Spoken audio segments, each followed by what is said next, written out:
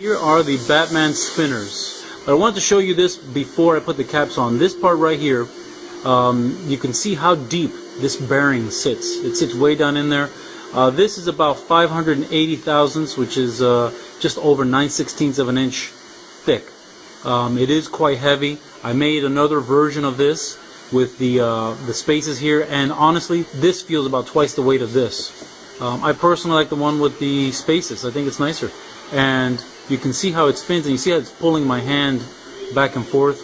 The reason, of course, is that this is an unbalanced design. It's not really perfect for a spinner. However, I think it's quite cool. I think it's interesting to have this. You know, whenever I pull this out of my pocket, somebody's going to ask me questions.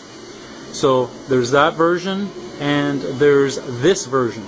This version is a lot heavier, and you can see the way it pulls my hand. It is much more unbalanced, and they are quite heavy. But I think they're interesting regardless of being balanced or not. I think they're interesting nonetheless.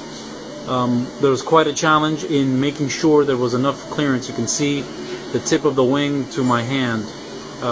It was pretty close. So this is about as big as you can make it and still swing it between your fingers. You can see the machine finishes on the surfaces that were machined.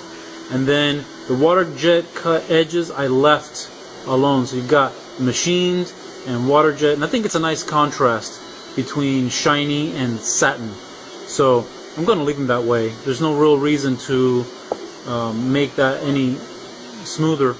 You saw me taking the Dremel, cleaning up these corners, so there's no sharp corners. Everything is nice and smooth. But he suggested I make this, so I said let's give it a try.